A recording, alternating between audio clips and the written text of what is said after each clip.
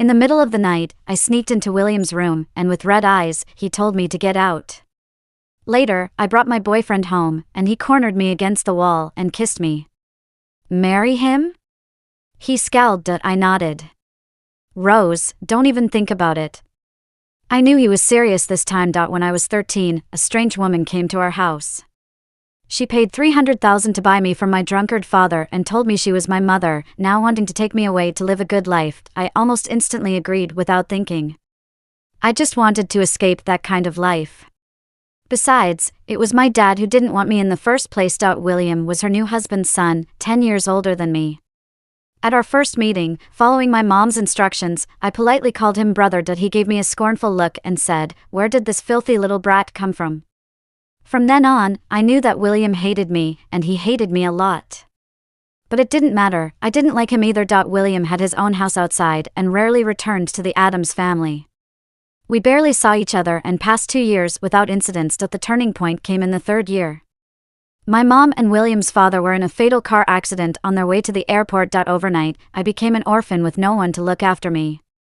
Several unfamiliar relatives saw an opportunity in the Addams family inheritance and all wanted a piece of it. It was then that William returned, not even giving my dad's body time to cool down. What's the hurry? He lounged lazily, his arm draped over the back of the sofa. William. You can't say that. What else can I say? My dad's dead, and I'm still here, right, Uncle too? Addams family isn't going to fall apart. With just these few words, he brushed off the relatives from Addams family. Stop crying, little devil. His tone turned harsh as he looked down at me, eyebrows furrowing deeper. I cried louder.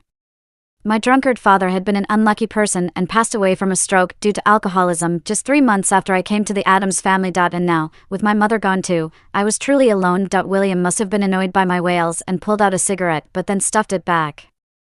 Come here, little devil. He scowled fiercely. I dare not go over there. What about you? Can you hear me? He repeated impatiently. I can't afford to offend him right now. I slowly moved over. Are you a snail? I quickened my pace a bit and stopped 3 steps away from him. Do I have a bomb strapped to me or something? I shook my head. Then why are you standing so far away from me?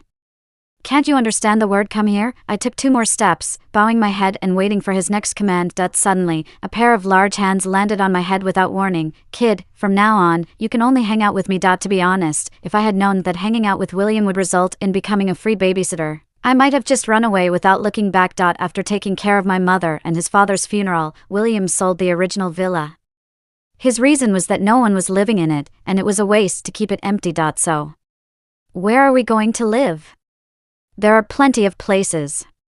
He took me to where he lived. I seriously doubted that he sold the house simply because he was too lazy to move. Where will I live? I held a small suitcase in my hand and carried a bag of things that didn't belong to me on my back. Turn left on the 2nd floor, 3rd room on the left. He pointed casually. I didn't bring much with me, so I quickly unpacked and went back downstairs. William was lying on the sofa, already asleep. Where should I put your things? I asked him. In the room on your left. He was so tired that he didn't even want to open his eyes. I pushed open the door and was startled by the room's decoration. The bed was covered with pink sheets and pillowcases. I didn't expect this guy to have such a taste, but it wasn't my business, so I just put down the things he asked me to bring. Kid. I heard him shout from downstairs. I have a name. Oh, what is it? He yawned and didn't look at me. Rose. Okay, kid, can you cook? He looked at me, still calling me a kid. No, I can't. I pretended to be stubborn. He wasn't angry, instead, he looked me up and down. All right, then you'll learn. With that, he tossed me a phone and dozed off. Thanks to William, I finally learned to be self-sufficient when I was 16. William's job was very demanding, and sometimes I wouldn't see him for a week. William, are you free this Friday? No hesitation, just call me brother. He bent his index finger like a bow and tapped my head. I covered my head that was tapped. Ouch, that hurts. He glanced at me. Coldly chuckled, don't pretend with me, just say what you need. I put on a fake smile and said, brother, come to my parent-teacher meeting. William probably didn't expect me to be so obedient and switched to calling him brother this time. After all, in the past few years, except for the first time I called him brother when we first met, I mostly called him by his full name directly. He choked on the hot soup, face turning red, when I knew this was a sign that he was going to agree. This Friday at 3 p.m. he casually wiped his mouth and continued to drink his soup. Is that okay? He didn't even lift his head. Say one more thing and I won't go. On Friday afternoon, I waited for a long time at the school gate and finally saw William's flashy black Cayenne. I stomped my foot anxiously. Why are you so late? The parent-teacher meeting is about to start. William still leisurely adjusted his tie. You know nothing, it's not good to arrive too early. Besides, I'm here to give you face, and you're still picky. He bent down to meet my eyes. I didn't argue back, just walked ahead, occasionally looking back to see William still behaving like a lord, and would glance left and right now and then, enjoying the attention from passing female students. When we reached the classroom, the homeroom teacher was at the door getting ready to check attendance. Rose, have your parents arrived yet? They're here, at the back. I pointed to William, the one in the black suit. He's my younger uncle. The homeroom teacher clearly didn't believe, but still wrote it down upon my insistence. Throughout the meeting, William sat next to me, staring at the blackboard, giving the impression that he was deeply concerned about my growth. But I can assure you, this guy was just spacing out. As the meeting was about to end, I quietly tugged at William's sleeve. What's up? His voice sounded a bit hoarse, as if he had just woken up. Rush to leave later. Come with me to the homeroom teacher's office. William raised an eyebrow. Are you in trouble? I sighed, looking to the sky. You'll know if you come with me. In the office, William sat across from the homeroom teacher, while I stood by, not daring to move. William held my final exam results. Math, 57. English, 76. Physics, well. 24. Kid, you did quite well. His tone was sarcastic. Each time William read out a subject, my arm twitched. Young Uncle Rose, don't be angry. Rose just didn't perform well this time. With more effort, she might still be able to get into a vocational school. William's lips twitched, and a dagger-like glare was directed at me. Young Uncle, I closed my eyes, regretting playing a prank on him earlier. In the end, William picked me up by the back of my collar and threw me into the car like a little chick. William, no, brother. Listen to me explain. With a bang, William closed the car door and crossed his arms. Okay, explain, I'm listening. Speak up. You're pretty good at calling, right? And those subjects, to score that low, I really admire you. You're going to drive me crazy one of these days. See who else puts up with you. His face was stern and intimidating. I couldn't help but burst into tears as if tears were free. Why are you crying again? He helplessly pinched his brow. Brother, I'm sorry. I threw myself into his arms, crying uncontrollably and struggling to speak between sobs. William couldn't bear seeing me like this, reached out and patted my back, saying, Stop crying, just do better next time, don't embarrass me again. I shook my head. I'm not crying because of that, he asked. I nodded, my tears soaking his black suit. Then let me guess what it is about, his tone sounding like he was coaxing a child. Is it because I said if I died, no one would take care of you? My crying intensified. William suddenly laughed. It seems like that's the reason. Dex, everyone has to die. I looked up, my eyes red-rimmed. You won't die, William, you won't die. Fine, I'll go along with you. He crossed his hands behind his head, no longer looking at me. After a while, he suddenly opened his eyes. Kid, I'm telling you this isn't over yet. I was speechless, looking at him in confusion.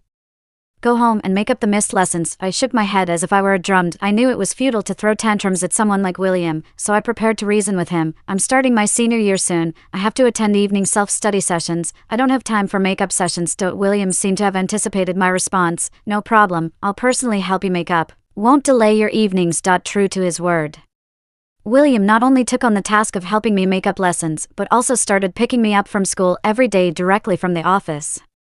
Previously, I wouldn't see him for more than a week, and now, he would be at home for 6.5 days of the week. Rose, William finally couldn't contain himself as I started nodding off for the third time, pressing his temples frantically, as if he would pass out from anger the next moment. Sorry, please continue, I startled awake, hastily wiping my mouth. 8th question, do it for me. William slammed the pen down, staring fiercely at my paper. Don't look at me like that, you're making me forget everything. I looked at him nervously. If you put on a golden face, I'll look at you like that. Stop fooling around, do it. I just went over a similar question with you last week. If you don't finish, no dinner, William remarked. I started frantically trying to remember the questions from last week, but my mind was blank. William looked at me incredulously. Don't tell me you forgot, Rose. I might actually kill someone. I broke out in a cold sweat. William's expression was too terrifying. I will. William, please calm down and put the knife down. I nervously began to work on the question. Perhaps people really don't know how talented they are until they are pushed to their limits. William. I've done it. I waved the answer sheet in his face. He deftly dodged. Whatever, stop boasting. I've taught you this 800 times, you should have gotten it right sooner. Why are you laughing then? I looked at him. William reined in his almost ear-to-ear grin. Mind your own business. William, I answered the question correctly, aren't you happy? I teased, poking his side. Quit fidgeting around, you brat. He knocked off my hand that was causing trouble, gave me a fierce look, and said, if you don't rank in the top 300 in the midterm exam this time, see how I'll punish you. I got it. You talk too much, be careful not to find a wife in the future. I replied casually to him. Ouch. It hurts. I covered the leg where William had just kicked me. Ungrateful little rascal. Not at all. If you can't find a wife, do you want me to take care of you in your old age? I glared at him. And should I be taking care of you after raising you for so many years? He shot me a sidelong glance. But you should get married too. You're 27 already. If you don't start dating soon, you'll turn into an old man, and no one will want you. He closed his eyes and remained silent. William, when are you going to find a sister-in-law for me? I shook his arm. Forget it in this lifetime. What, little rascal, bother me in my sleep again and I'll make you solve 100 conic curve problems when I wake up. I raised my fist at the empty air above him. Stinky William, the mentality of an old man is twisted, bullying kids. If you want to scold me, scold loudly, holding it in will only make it harder to do the questions. I lowered my head and ignored him. By mealtime, there was still no sign of William waking up. William. I poked him. What are you doing? Finished the questions? He didn't even lift his eyelids, just swatted away my hand. You always make me do the questions, it's already so late, I'm starving. William paused, picked up his phone, and indeed it was time to eat. Then why are you waiting instead of cooking? He glanced at me, expressionless. I shrugged, pretending, sorry, we're out of ingredients at home. Fine, since you've been doing well lately, I'll take you out to eat. I couldn't believe my ears. William, the stingy guy, actually offered to treat me. Are you serious? I exclaimed, jumping up from the sofa. Yeah, what do you want to eat? Hot pot, and make it spicy. That's good enough, don't act like I've never fed you before. He rolled his eyes at me. As if. I muttered under my breath. What did you say? William's ears perked up. Nothing, I silently prayed to bless the kind soul like you with a lifetime of peace. He looked at me as if I were a silly dog. But thankfully, this time William acted like a human and didn't deceive me. I devoured the meal hungrily. You seem to have forgotten everything I taught you, eat with manners. William sat across from me, looking disgusted. My mouth stuffed with spicy beef. I couldn't retort. William didn't bother scolding me further. He put down his chopsticks after a few bites and started playing with his phone. Aren't you going to finish that? I asked him. Nod. I furrowed my brows firmly. Something is not right. William raised his eyebrows, looking somewhat amused. You're not trying to snatch my food, that's too strange. I left my chopsticks on the plate, pondering in my mind the possibility of William poisoning me. A wry smile tugged at the corner of William's mouth as he said, when have I ever snatched your food? When haven't you snatched my food? I retorted. Even when I was just learning to cook, William would devour all the dishes as if he hadn't eaten in centuries. I had to take the money he gave me and buy food to avoid going hungry to school. Waiter, the bill please. William turned his head away. Hey, I haven't finished eating yet. Why are you asking for the bill? You look like you're already full. He scanned the QR code, then walked out without a second glance. Under the surprised look of the waiter, I quickly stuffed a few more pieces of spicy beef into my mouth and hurriedly followed him outside. Say what you will, this rotten guy William might just leave without caring about me. I could only follow him in silence. That night, my dreams were filled with tripe and tender beef slices coming after me. Like all adolescent girls in their flowering youth, I fell in love, or more accurately, had a crush. The boy was the math representative of our class, named John. He possessed all the qualities that girls of my age admired: clean, neat, good at studies. The most crucial one was his good temper, always speaking gently, unlike William, who seemed to be exploding with anger all the time. Rose, can I ask you a question? I glanced at the problem, something that William had taught before, not too difficult. As I looked up, I noticed John's ears turning slightly red. I cleared my throat and explained it to him according to the approach William had taught me.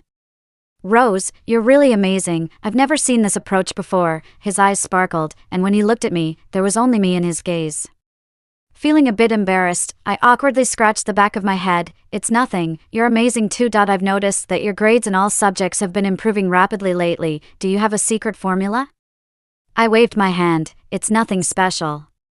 Remembering how William had suppressed me during this time, I felt like crying without tears. Good grades?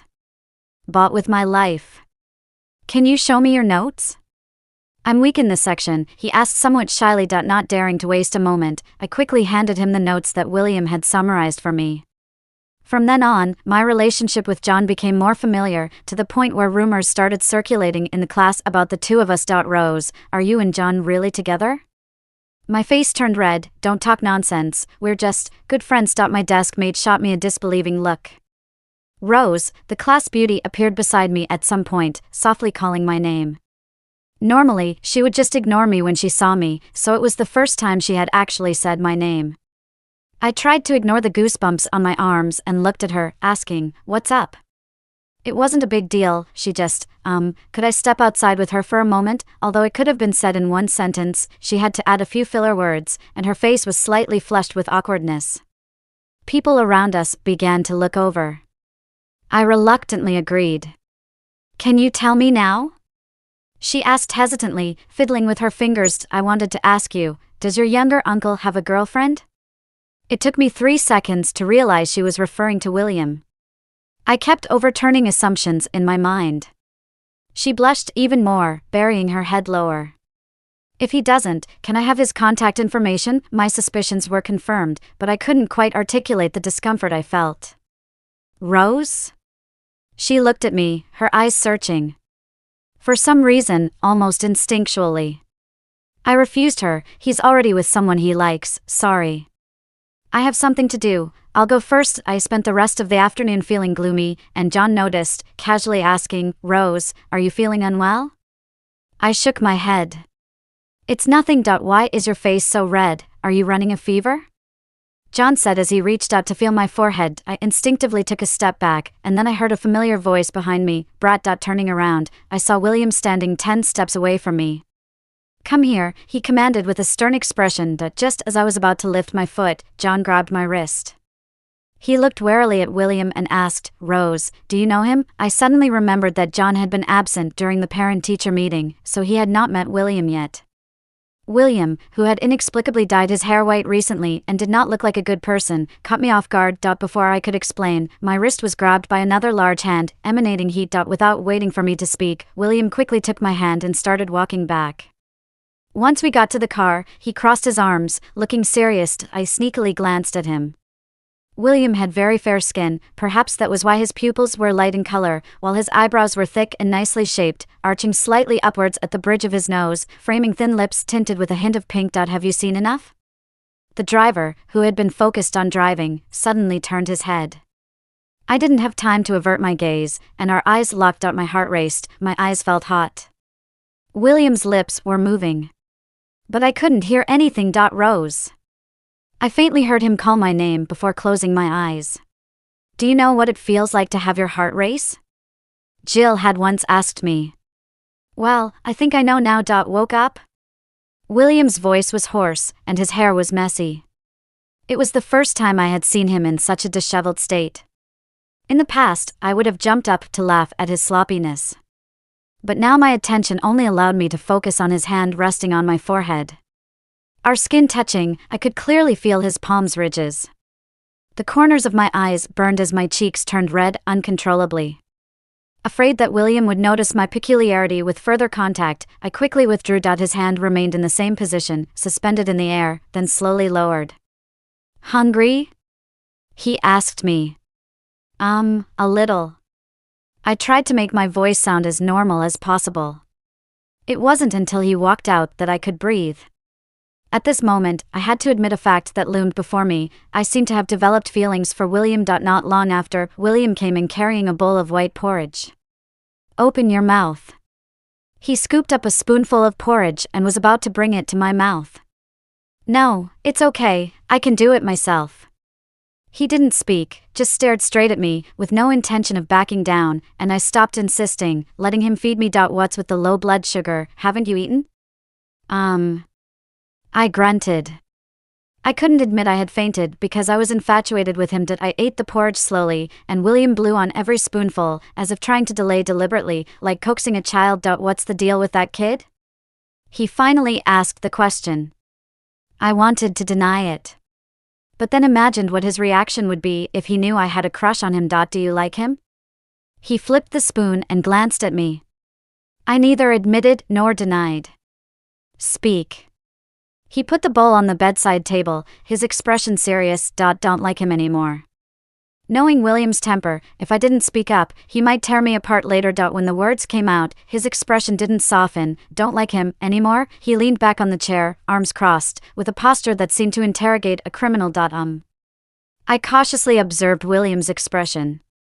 How long? What? I didn't understand. How long have you two been together? He repeated. I shook my head. We've never been together. That's the truth. So, Rose, are you telling me that you've always liked him one-sidedly? He stared at me intently, not missing any of my words. Yes. William took out a cigarette, thought for a moment, and then put it back into his pocket. You can smoke, I don't mind. He gave me a fierce look. That kid dares to smoke in front of you? I remained silent and bowed my head. Eventually, he didn't light the cigarette either. After what seemed like a long time, William spoke up again. Kid, listen. I looked up at him, unsure of what he was going to say to me. It's not the time for puppy love now. He sat up straight, looking serious. I know, I replied. He paused for a moment and then said, You know nothing.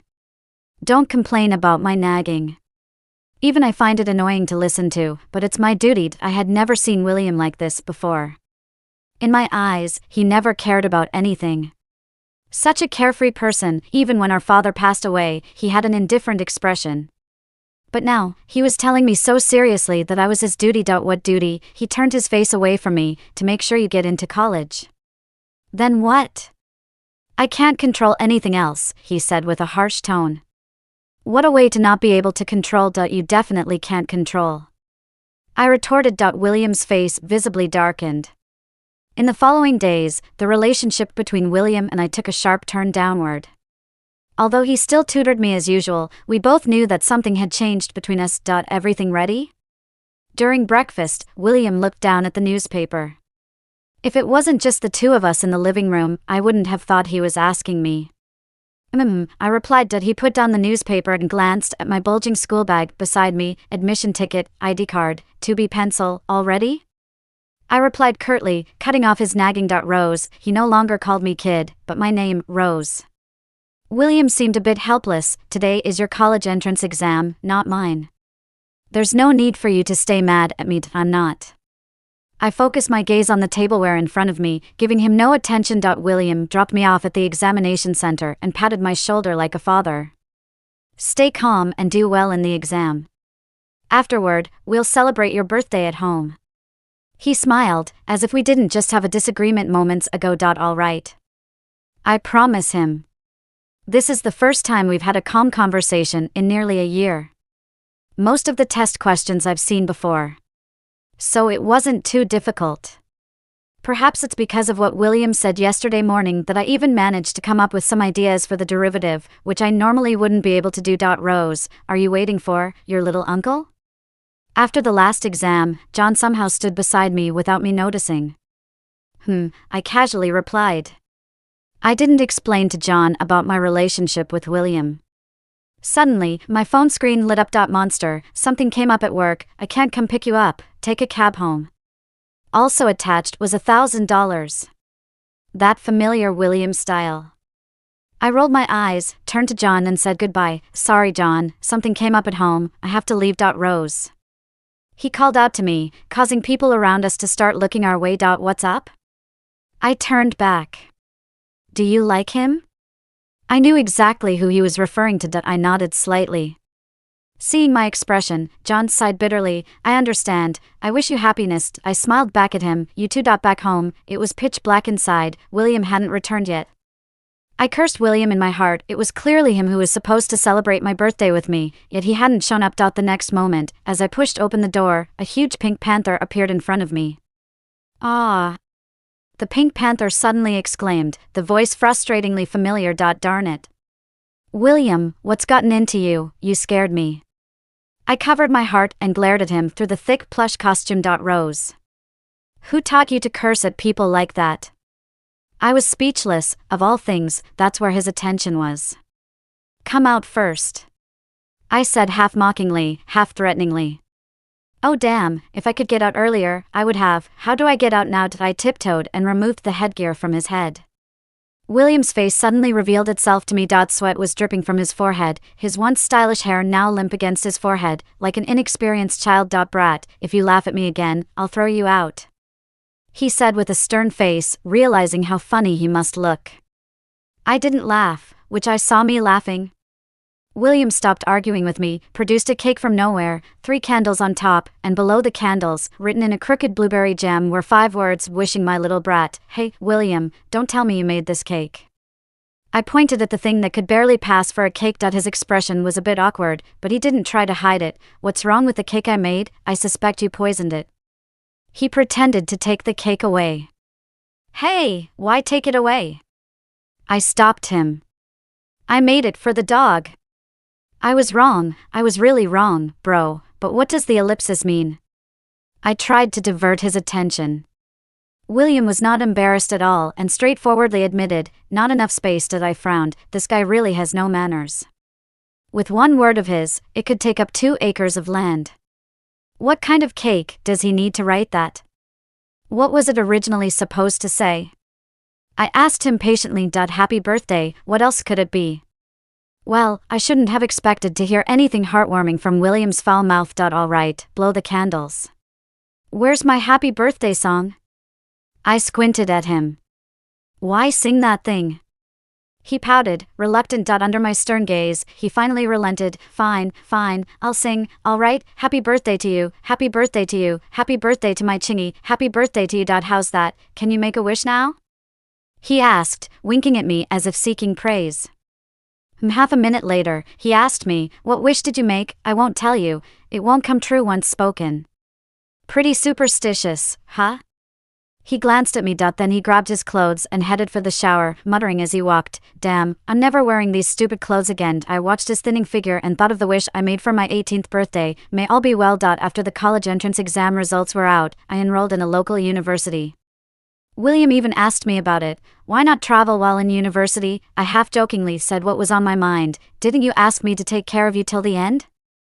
Who will look after you when I'm gone? William couldn't hide his smile, but still awkwardly retorted, who asked for your care? The late-night talks in the female dormitory at the university were the most intriguing. Rose, do you have someone you like? The dorm monitor, wiping her tears after a recent breakup, was very curious about her roommate's love life. Yes. I nodded without hesitation. Is it the cute guy who brought you the other day? Then why don't you take the initiative? What if the cute guy leaves? She excitedly patted the bed railing. Leaves? Yeah, you're so clueless. If you don't grab him now, what will you do when you find someone else? Don't cry, okay? She indignantly complained about how her ex-boyfriend had let her down. No, I believe, William won't.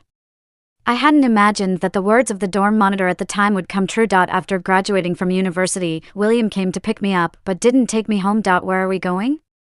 You'll see when we get there. He nonchalantly answered my question. William, is this your sister? She's so pretty. Who is she? I asked, looking at the woman sitting next to William. Hello, sister, William hasn't told you yet, I'm his girlfriend, Ashley. The woman reached out, her fair and slender fingers agilely grasping my hand, as if I were her long-lost sister. I was absent-minded throughout that meal. I couldn't hear what Ashley was saying to William or to me.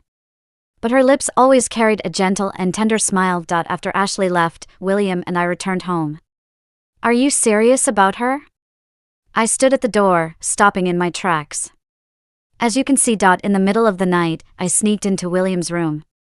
His beddings had been changed to a monotonous black and white at some point, which matched his demeanor a bit more. What are you doing here? He had just finished showering, with a slight mist around him. Talk. His tone sounded like he was scolding a child. I'm 22. I just sat on his bed like that, watching his hair still wet on his forehead. I'm 32. I know. You know what? There was fire in his eyes. William, I like you, don't tell me you don't know. I'm not playing dumb with him anymore. The next second, his eyes started to redden at the corners, as if trying hard to restrain something. Get out. What? I didn't understand. Get out. He grabbed my arm and pushed me out without a hint of hesitation. Rose? After 4 years and the dim lighting in the bar, I didn't immediately recognize the person who approached me as John. You're here, drowning your sorrows? He glanced at the drink in my hand, hesitated for a moment, and chose a more refined term. I gave a bitter smile, took a sip, and tilted my head back, something like that. Can I guess why? He sat down next to me. Because of your uncle? I started to wonder if John's major in college was fortune-telling. Don't look at me like that, it's written all over your face. He chuckled. I smirked without saying a word. Do you need any help? When I got back home, it was noon the next day. William was lying on the couch, still wearing yesterday's pajamas.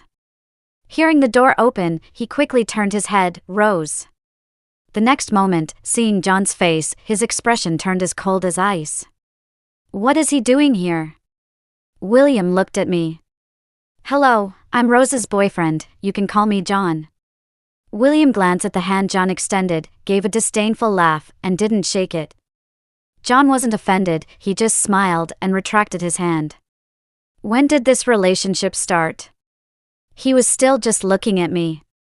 Confirmed last night. Bringing him home so soon? He lowered his head, staring at the interlocked fingers of me and John. Not too soon, we're planning to get married. He stared at me, trying to find a hint of playfulness on my face. Me and Rose, shut up. William rudely interrupted John, his eyes reddening at the corners.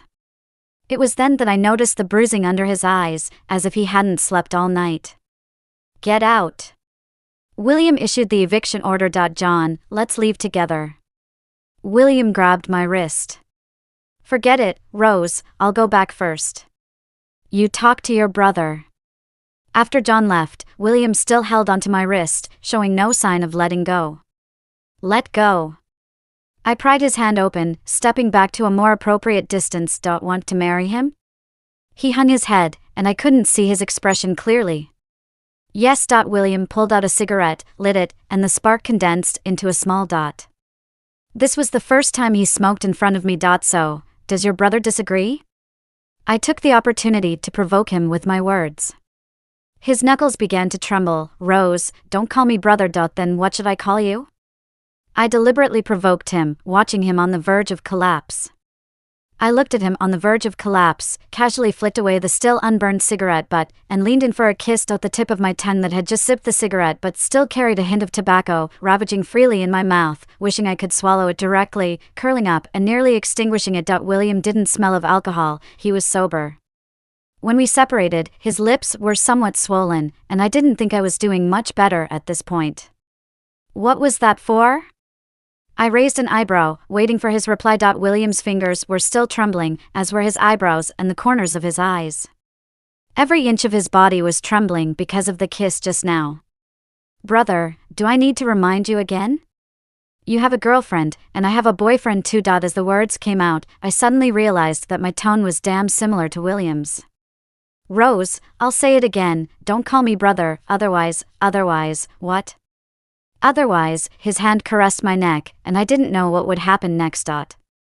He had forgotten that I was no longer the girl who would collapse in his arms and cry painfully at the mention of a death sentence. My fingers traced the curve of his neck, and I leaned close to his ear, calling out softly, brother, brother. The next morning, I woke up in William's embrace.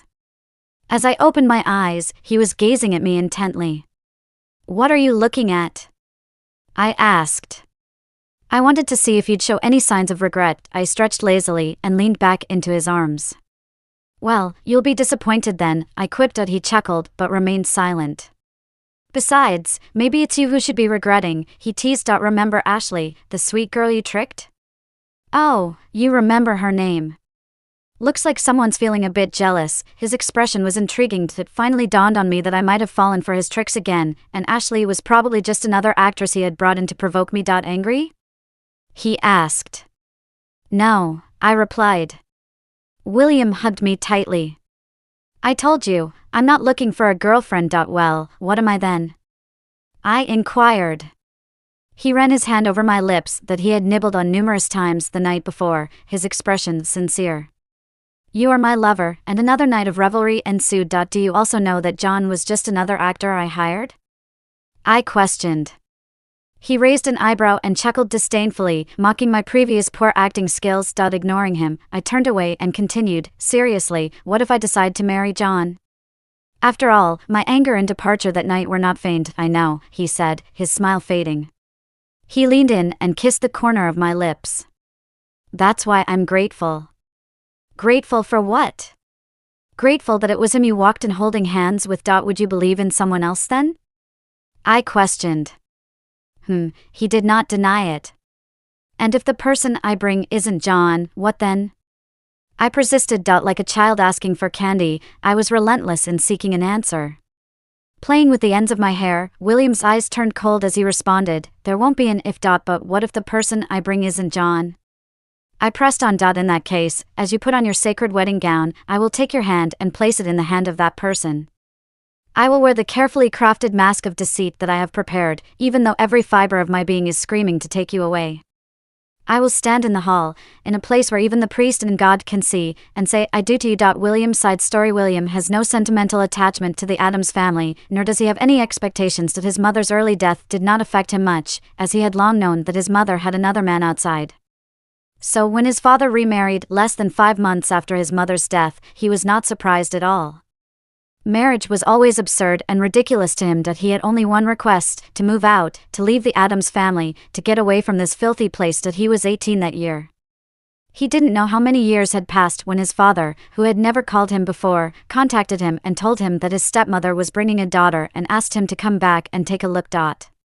Before William could refuse, the old man hung up the phone.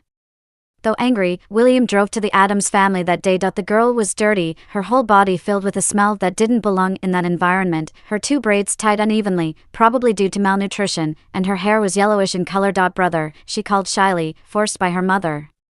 William didn't have much affection for the stepmother's daughter and casually remarked, where did the smelly little devil come from? The girl was not tall, just reaching his waist.